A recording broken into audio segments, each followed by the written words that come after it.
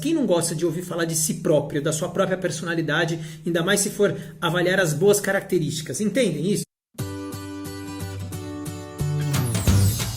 Identificação facial e formato de rosto. Esse tema é um tema super polêmico para mim. Nós vamos falar sobre identificação de rosto, sobre leitura facial e como descobrir o formato de rosto do meu cliente, da minha cliente. Pietro, você usa isso no seu dia a dia?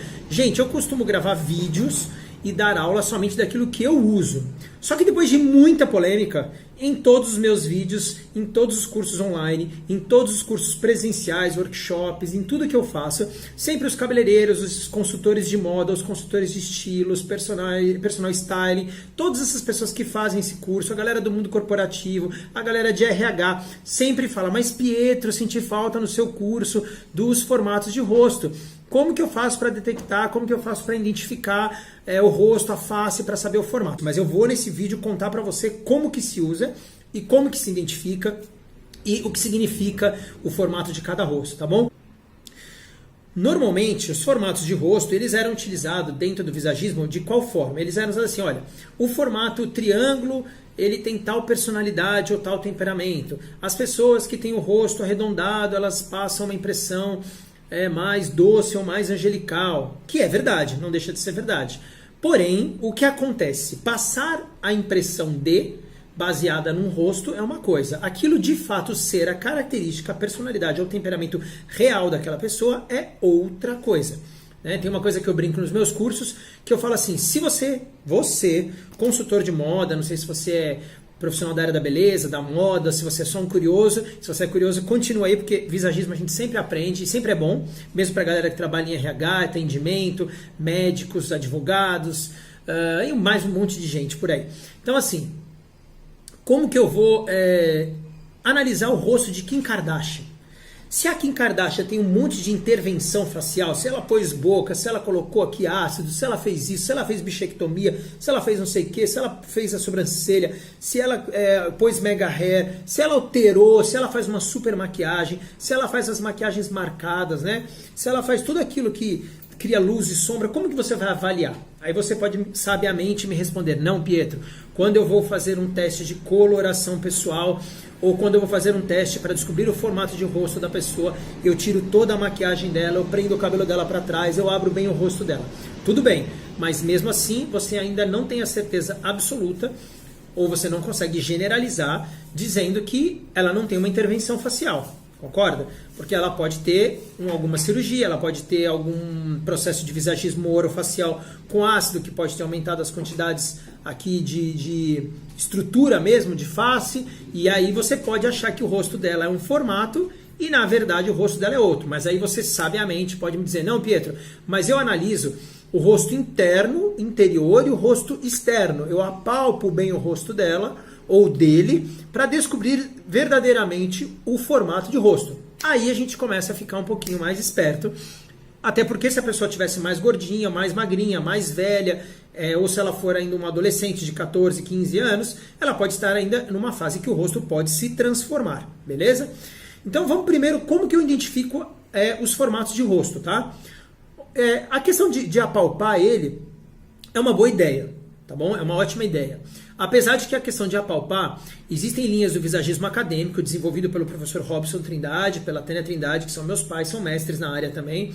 E existe um conceito de pesquisa dentro da morfopsicologia de um livro que chama A Arte Prática da Leitura Facial, que é de Simon, eu esqueci o nome dele agora, mas você vai encontrar nos meus materiais complementares aí, não é difícil de achar, ou qualquer coisa, eu peço pra galera colocar aqui a fotinho dele, tá? O nome dele, lembrei, Simon J. Brown, acho que mas é um pouco caro, mas é fácil de achar. Mas vamos lá, dentro dessa filosofia, desse conceito de morfopsicologia, de estrutura da face, de analisar fisionomia, né?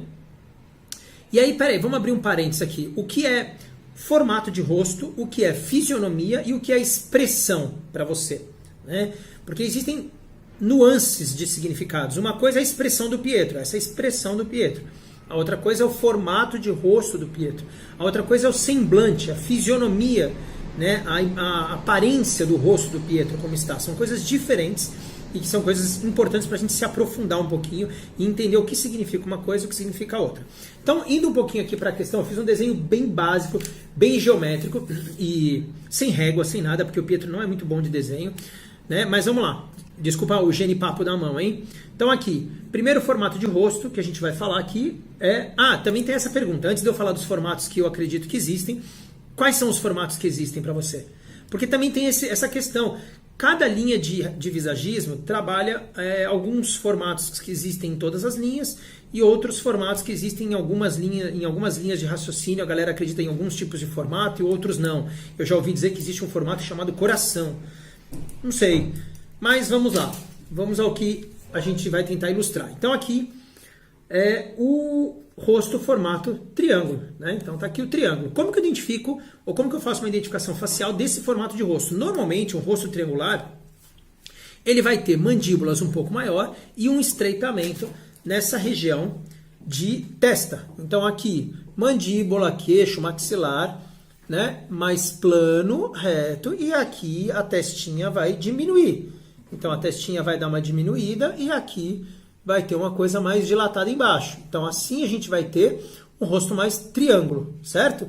Aqui a testa sempre vai ser menor do que essa região e essa região vai ser mais square. Ela não vai ser tão arredondada, ok?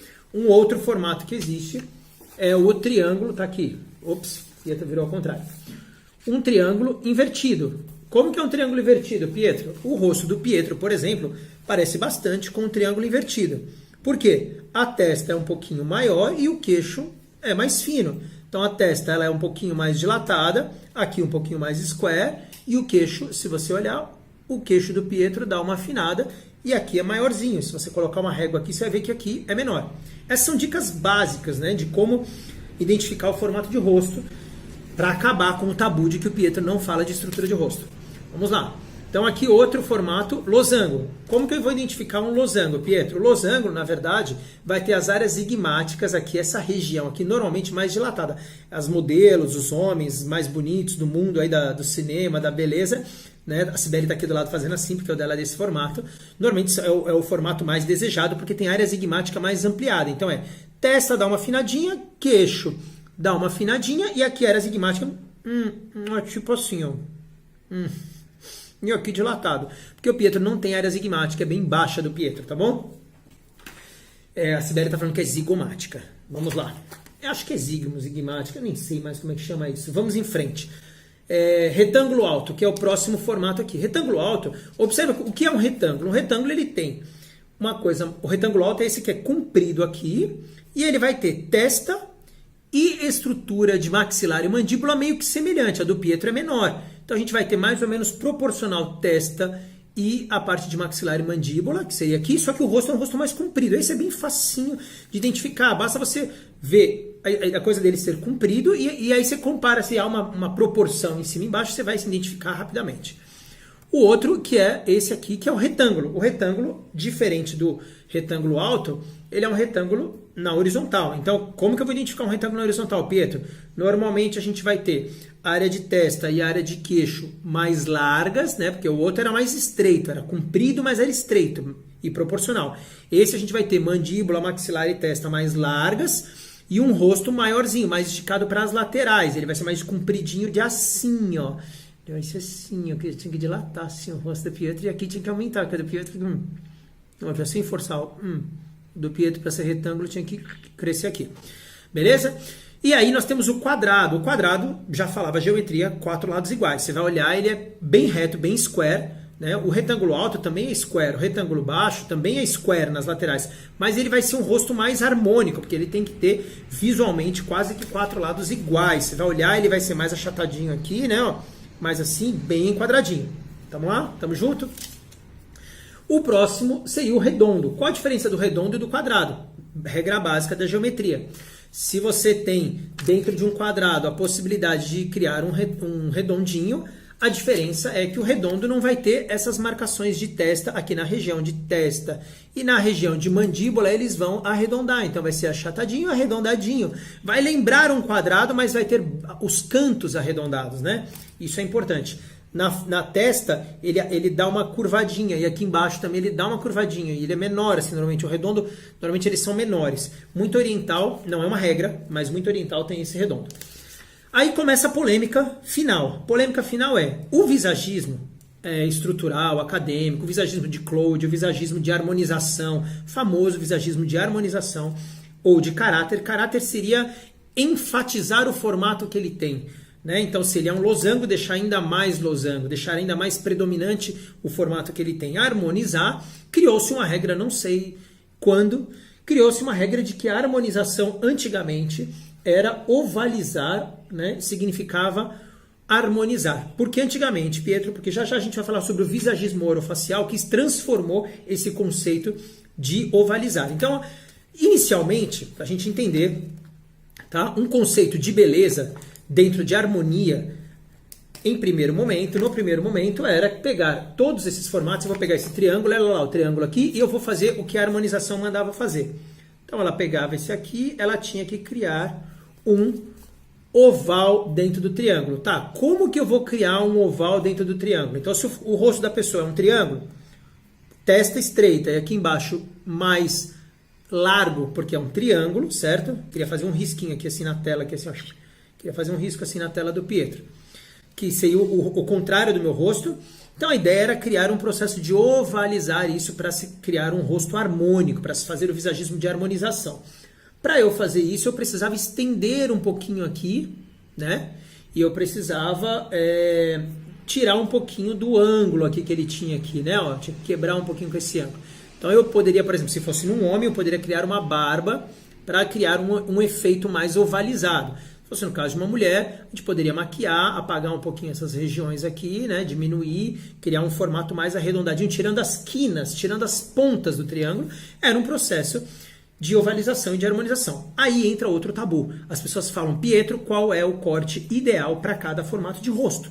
Gente, é polêmica, nos meus cursos sempre falo isso. Se tem alguém que manja de transformação facial, maquiadores, porque transformam o rosto com maquiagem de luz e sombra, com maquiagens de, eu esqueci o nome agora, essas maquiagens corretivas, né? Eles alteram o formato de rosto.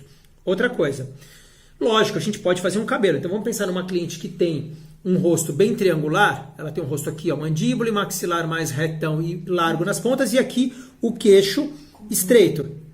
Maquiagem contorno, a Sibeli lembrou aqui, né?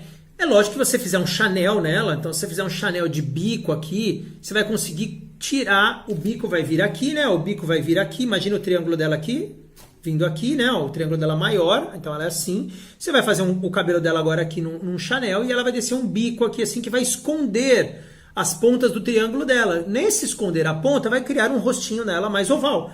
Conseguimos com o corte, Pietro. Só que por que eu falo que é polêmico? Porque, gente, existem pessoas de todos os tipos de cabelo. Como que eu vou fazer isso numa garota que tem um cabelo 4A, crespo, pum, que cresce pra cima? Gente, a gente precisa ser realista.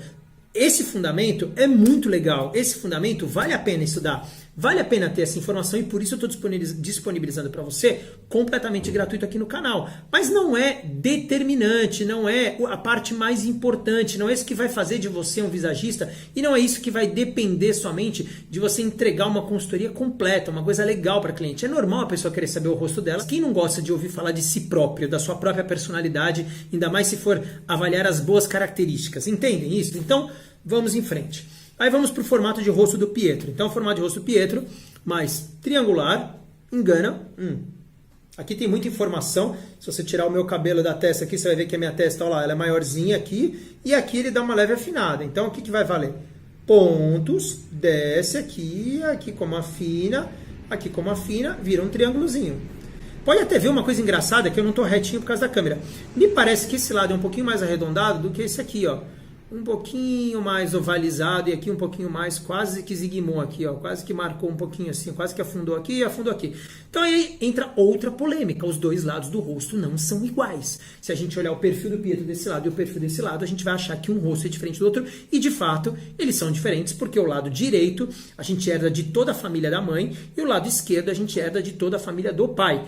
E isso não é místico e nem esotérico. Isso é morfopsicologia, isso é anatomia, isso é estrutural. Se você tirar a minha pele e cartilagem, tudo vê só o crânio do Pietro, você vai ver toda a genética da família da mãe e do pai dividida meio a meio e idem acontece com você. Então, aqui são os conceitos. Então, pegando o formato de rosto aqui, um outro formato de rosto, pegar um rosto losango e harmonizar ele era simplesmente pegar essa região aqui. E acho que a minha canetinha falhou, deixa eu ver aqui. A minha canetinha falhou, mas eu tenho outra. Então aqui era pegar o rosto losango e criar uma harmonização nele, seria criar uma ovalização nele. Só que aí, olha outro bug, outro conceito perigoso. Atualmente, esse rosto losango, com bichectomia, com ácido hialurônico, com transformação orofacial, com as supermodelos do mundo inteiro, essa coisa de, aqui assim, não estou criticando, parece zoeira, mas é sério. Boquinha maior, aqui grande. Esse negocinho assim, tornou-se um ícone de beleza, que é essa coisa losango. Então, como que eu vou usar para harmonizar alguma coisa, se o ícone de beleza também está se tornando essa coisa mais losango? Entendem? Então, assim, vamos em frente, porque eu não quero que pareça uma crítica. Eu estou aqui tentando esclarecer, trazer informação e ser útil para vocês. Então aqui tem lá os formatos de rosto, acho que já ficou prático. Você pode depois fazer exercícios básicos, desenhe os formatos e crie o losango. Vamos um pouquinho para este lado da história aqui que é importante. Porém, ano 2019, o avanço do visagismo orofacial, a coisa acontecendo, os dentistas, médicos, dermatologia, um monte de gente trabalhando com isso, uns caras muito bons, uns caras muito ruins, porque é preciso manjar de estética facial e manjar precisa ter um senso, né, de bom gosto e de beleza e de quantidade de intervenção para se criar um rosto não só harmônico, mas bonito e equilibrado no sentido de proporções, né? Não ser exagerado, não ser aquela boca que fica assim, completamente desproporcional, e a mulher não tem um nariz, ou o cara não tem um nariz suficiente, ou aumentar aqui a mandíbula, a parte de maxilar do cara, fazer um rosto mais quadradão para o homem, e esquecer que o cara não tem, sei lá, não tem testa. Então como você vai fazer a testa dele é menorzinha, ou ele tem super calvo, então ele tem tá aberta a testa porque tá sem cabelo. Então tem que pensar em várias coisas, não pode trabalhar as áreas isoladas, tá bom? Então vamos lá. Fechando. Então, esquecendo um pouquinho o conceito da ovalização, que ainda é o mais difundido no mundo e o mais utilizado, e partindo para o conceito onde nós estamos caminhando, a gente tem aqui, ó, Pietro tentou desenhar esse bigodezinho chinês, né, que chama, sei lá, quando o rostinho começa a ficar triste, assim, ó, que a boca, o nariz, e aqui começa a envelhecer, o Pietro tá começando, ó, e aqui começa a ficar assim, apesar de que eu também tô assim, raspar o rosto aqui, mas, hein, ó, essa coisinha aqui. Hoje, o visagismo orofacial, o que ele tem feito? Foi uma revelação da Cibele Trindade, gente, ela é muito fina. Ela falou uma coisa muito legal, que é assim, ó. Eles estão pegando esse triângulo aqui, que dá aquela entristecida, e eles estão fazendo esse triângulo invertido. Eles estão pegando o triângulo aqui assim, e estão fazendo um triângulo aqui. Por quê? Eles estão enxertando aqui, diminuindo aqui. Deu pra ver, né, ó. Desse triângulo para esse aqui, ó. Quando começa a envelhecer, começa a pesar e cair aqui, ó. Melhor isso? Não. Melhor isso, né? Então, o que acontece? Eu sei que eu não concluí a minha frase sobre quem muda rosto, mas eu vou concluir agora, tá? E já nos homens, eles estão aumentando aqui, fazendo um rosto quadradão, né? Aquela coisa assim, ó. Dá mordida. O meu é difícil de ficar. Porque o meu, como é triângulo, invertido, aquela coisa de crescer aqui, ó. O cara fica com aquela cara de assim, ó. Né? Cara de Grécia, aqui, ó. Aumentar aqui, fica com aquela cara masculina, mais quadrada. Então, antigamente, a ideia era pegar qualquer formato de rosto e ovalizar. Hoje, é pegar essa triste triângulozinho que vai envelhecendo, ou essa falta de maxilar e mandíbula nos homens, e criar algo mais quadrado para eles. E para as mulheres e para os homens também, a inversão do triângulo. Levantar aqui. Então, isso é o que o visagismo orofacial tem feito de harmonização. É isso que eles têm chamado de harmonização. Então, vê como a coisa vai mudando, como ela é cíclica, como ela tem a ver com a estética da época, né? Com a estética do país, da cultura, do que a gente vem ditando como bonito, né? De repente, né, no Egito, bonito era aquela coisa Cleópatra, né, super geométrica, aquelas esfinges, as cobras na testa. Depois, na Grécia, era bonito os músculos com a barriguinha normal, meio que um pouquinho de gordura com bastante músculo, e a coisa natural, meio que chamando para um naturalismo não geométrico. E hoje a gente tem vários conceitos e sentidos de beleza. Então, assim, vamos lá, respirando. Quais são as profissões que podem mudar o formato de rosto? Maquiadora, já falei. Toda a galera que trabalha com visagismo orofacial, vão entrar aí as meninas e os meninos especialistas nessa coisa de transformação facial, com corte, sem corte, só com ácido, e mais milhões de intervenções. E lógico que os cabeleireiros podem fazer algumas experiências, né? Porque vão ter experiência. Então, por exemplo, ó, se eu pegar esse formato aqui, vou criar uma coisa bem ridícula. Se eu fizer uma coisa assim, ó, vamos fazer aqui, ó, olha lá, diminuir a testa do Pietro, né? E aqui vamos enfatizar, aqui, ó, vamos enfatizar um processo de diminuir a testa do Pietro. Então aqui, olha lá. A gente pode pegar esse rosto do Pietro e... Aí o Pietro vai fazer uma foto. Talvez a gente não esteja enxergando tanto o triângulo. Por quê? Porque eu perdi na dimensão de testa. Talvez a gente já esteja enxergando um rosto quase redondinho, mas um redondinho legal.